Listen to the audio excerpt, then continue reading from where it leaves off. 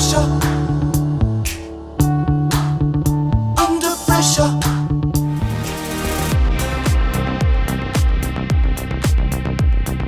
Hey everyone, I'm John from Let's Talk, and today we're here to talk about the 2002 comedy drama film Adaptation. And we're also here to talk about its brand new 4K Blu Ray from Sony. But before we dive into all that, if you are a fan of 4K Blu Ray reviews, movie reviews, tech and game reviews, we try to do them all here on the channel, and nothing would help us out more than by you liking this video and subscribing to the channel.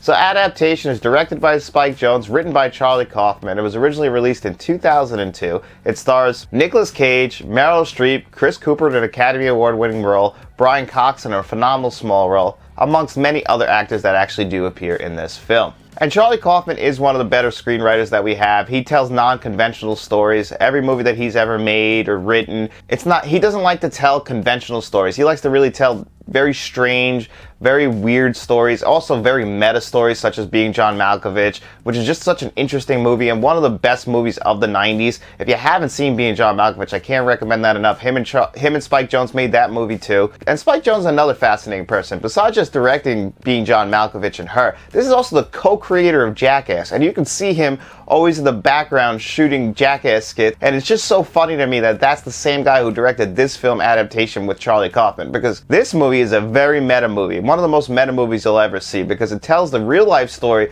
while combining a fake story that's made up for film. So Nicolas Cage plays Charlie Kaufman, the writer of this movie, and he also plays his fake twin brother, Donald Kaufman. And it tells the story about how Charlie Kaufman was having a hard time after Being John Malkovich and becoming this big star in Hollywood, this big-time screenwriter, and how the next thing he took on was The Orchard Thief by Susan Orlean. And in the movie, Susan Orlean, the real-life Susan Orlean from The New Yorker, is portrayed by Meryl Streep in an Academy Award-nominated role. And Susan Orlean wrote the book, The Orchard Thief, about the real-life John LaRoche, who in this film is portrayed by Chris Cooper. And for Chris Cooper's work, he actually won the Academy Award for this movie. So it's just very fascinating. So it basically tells the story about, because there will be spoilers because everybody bouncing around, because this is a very complicated plot, because, you know, what's real and what's not, you know, because Charlie Kaufman is basically making this movie while in this movie. That's what's so fascinating. As the movie is progressing, we're actually seeing him dictate the beginning of the movie and what we saw, exactly how we open. It's really fascinating because, like, the first 2/3 of this movie is really about him trying to adapt this book into film, and he doesn't know how. He has extreme writer's block, he has extreme anxiety, he has no self-esteem, he sees himself as a fat, lazy, balding slob, and I will admit, he really does need to cut that hair. There's just no reason to hang on anymore. We're seeing all this on the screen, that he eventually, like about 1/3 of the movie, him dictating everything that he's going to put in the movie when he decides to put himself in the film. So we see his struggles with the screenplay. He doesn't feel like the book has that proper ending that he wants, that real third act that's going to finish it off. And his fake twin brother actually is becoming a successful screenwriter himself, but he writes more of these conventional screenplays that you see that make money. Like, he wrote a movie that he describes as Silence of the Lambs meets Psycho, and, you know, this kind of really gets under the skin of Charlie Kaufman because he doesn't like to write these conventional screenplays. He wants it to be non-conventional. And all of Charlie Kaufman's scripts and films that he's made, such as Synecdoche, New York, even though he didn't direct it, Eternal Sunshine of the Spotless Mind that he wrote, all very non-conventional scripts, all of which make you think, look in at yourself, very philosophical. And this movie is no different. It's just really funny how it's like him almost bowing into the Hollywood system. Like in the third act, he decides to give the movie that big Hollywood ending where, you know, the real book ends with, like, John LaRoche and Meryl Streep's character of Susan Orlean kind of going their separate ways. But in the movie, the third act that in this movie shows them actually becoming lovers, and they become drug addicts addicted to what comes out of these ghost orchards. And, you know, that's not real life, but the first 2/3 of the movie are real life. It can be very confusing the first time you see this movie. I was actually confused the first time because I went into it completely blind. I just went on a Charlie Kaufman kick at the time after seeing Synecdoche, New York for the first time, so I went down a rabbit hole and watched all the movies he's written. That's actually how I found Eternal Sunshine of the Spotless Mind. So this movie is very meta, commenting on the Hollywood system, what Hollywood likes, the kind of movies that get pushed to the forefront, the kind of movies that crowds like. And then this movie, on top of all that, is just a very well acted movie. The screenplay is phenomenal. That's the shining star of this movie, but the acting is phenomenal as well. Nicolas Cage does a great job in both roles.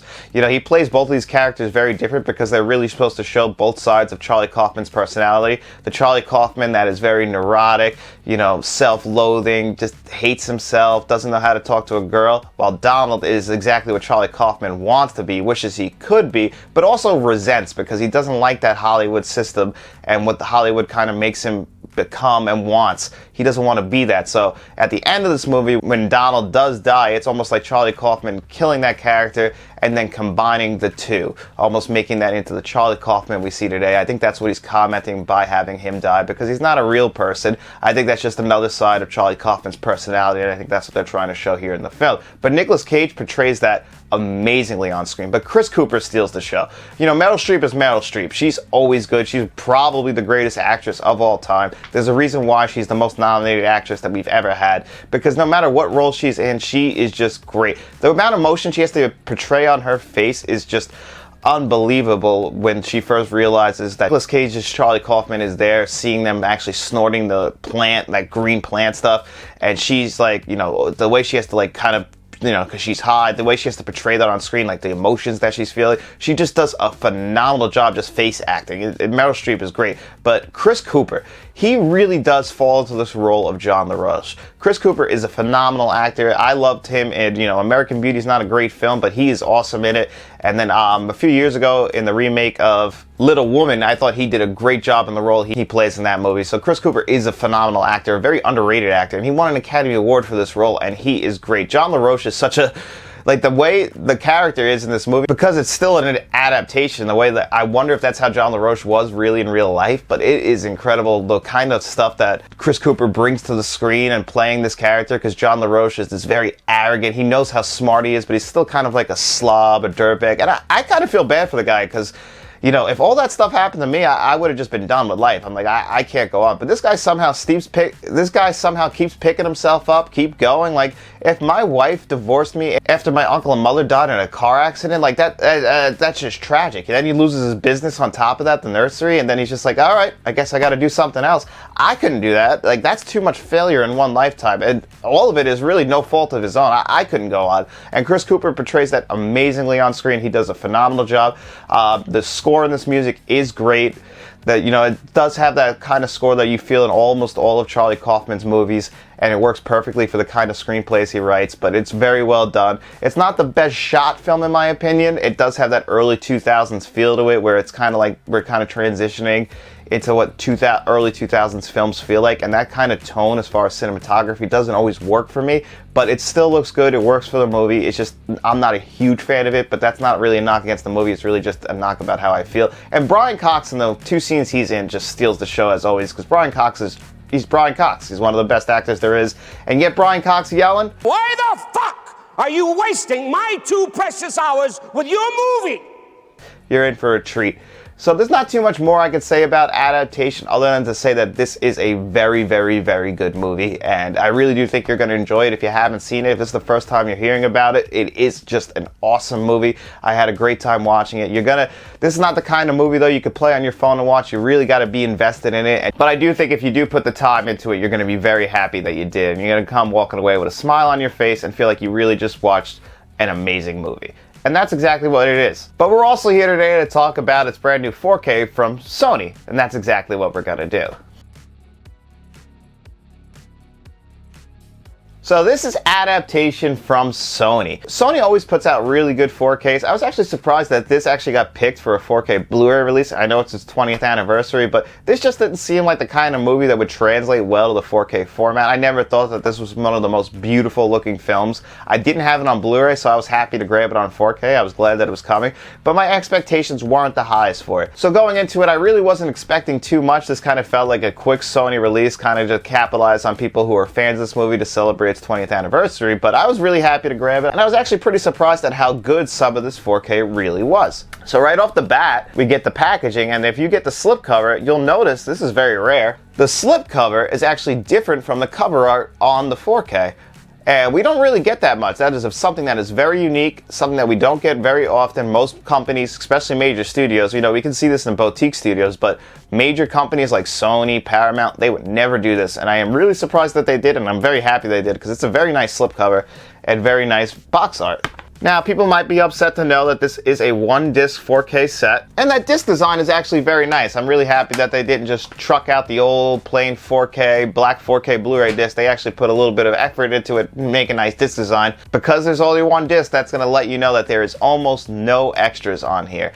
basically the most bare bones of extras you could possibly have. You get a trailer for the movie, so there's almost just no extras on here. This is really just for the disc itself. You're really just here to watch the movie, and that's really it. They don't want any extras on here. They put the most bare bones of bare bones extras. You don't get any look backs, no interviews, nothing. You just have those bare bones extras, and that was the most disappointing thing for me, because I thought that they would have put a little more effort into it, but this did feel like from the very beginning like something where they just wanted to get the movie out. And this is the kind of 4K that goes on sale all the time, that you'll probably see in the $10 to $15 range on some sort of sale, any certain holiday sales. So I could definitely recommend, definitely wait for that unless you're a huge fan of Adaptation. But as far as the visuals go, the visuals didn't blow me away. This does have Dolby Vision and HDR10. It's in its original aspect ratio of 1.85, so if you're a fan of that, you're going to be very happy that it fills up your screen. But the colors just really kind of felt throughout most of it like kind of flat, but that's really just because of the source material. Every time I've seen this film, I've never been blown away visually by it. But when it did need to look good, like a lot of the daytime shots in Miami, those did look good. Those didn't really look that flat. The skin tones didn't really pop off the screen that much. They really kind of just looked a little bit flat as well. It still looked clear. The resolution was clear. I just thought the Dolby Vision would do a little bit more work on this. I tested out with HDR10, same thing. I thought it would have done a little bit more work, but unfortunately it doesn't. So I really didn't think the visuals were the greatest, but I also didn't think they were poor. I thought this was the best the movie has ever looked. You know, when they're in New York City and Nicolas Cage and Brian Cox, they're walking around talking, like, it looked really nice there. It just didn't blow me away. This is not a reference quality 4K. This is just a very standard visual-wise 4K. You know, it's going to be in the middle of the pack. There's nothing offensively bad as far as the visuals go, but there's nothing that's going to knock your socks off either. It's just an average 4K, and that is fine for this kind of movie.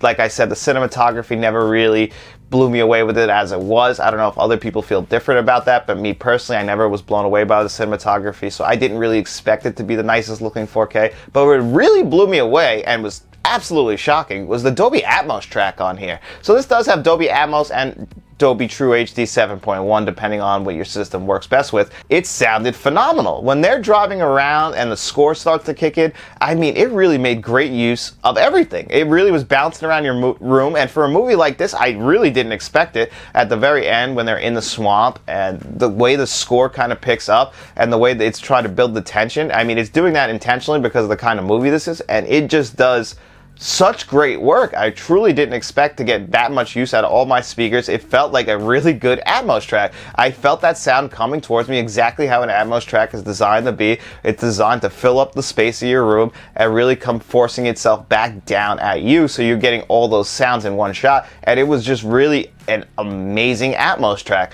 I really couldn't believe how good the audio was on here. It really blew me away. It shouldn't have been that good. They really did put so much effort into this Atmos track. I was truly shocked at how good this Dolby Atmos track is. I really can't sell it short. I did not expect that at all. I expected, when I saw this had an Atmos track, first of all, that surprised me. But then when you get into it and you're like, wow, this is actually a really good Atmos track. Everything was good. The mix was perfect. The sounds coming from the certain directions, they were definitely designed well. The mix is great. The dialogue is never too high or too low.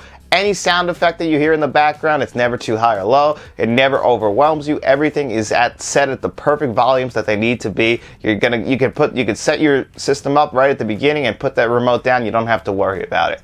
It's definitely a good Atmos track. One of the better ones I've actually heard this year. And from a movie like this, you wouldn't expect that at all. I really was shocked at how good that Atmos track really was. So overall, I can honestly say that this is a very good 4K upgrade from whatever previous edition you have, but don't go into it expecting anything along the lines of Top Gun Maverick, or as far as extras go, some sort of Criterion or Arrow release. This is very much just, you're getting the disc if you're a fan of the movie, but you do get a really good Dolby Atmos track on top of that. So overall, what would I give this out of 10 based on the packaging, visuals, extras, audio? Well, I would give this a pretty solid 7.5 out of 10. The lack of any new extras or any extras at all is very disappointing, but the visuals are good, and that Dolby Atmos track really does great work, and I can honestly say I wouldn't buy this at the full price. I would wait between it's in that $10 to $15 range. It will go on sale. It's a studio release. At some point, I don't think you need to run out and grab this right now, unless you're really just a huge Charlie Kaufman, Spike Jonze fan and you really love Adaptation, or you just really want to see this movie to celebrate its 20th anniversary, then I could say, yeah, no, it's probably worth it. I bought this at full price. I don't regret it. I'm really happy this is in my collection. This is the kind of movie you go back every couple of years. You know, the first time you watch this, you might be confused, but then you remember it for the second time, the third time. This is one of those movies that you get more and more out of it each time you watch it because of the screenplay. It's a great screenplay, and I don't think you're going to be disappointed with your purchase no matter when you choose to buy this. So anyway, guys, if you want to grab this from Amazon, we will leave our associates link in the description below, and you can buy it through there. It's no extra money for you, and it really does help the channel out. And another thing that helps the channel out is you liking this video, subscribing to the channel, and then telling all your friends.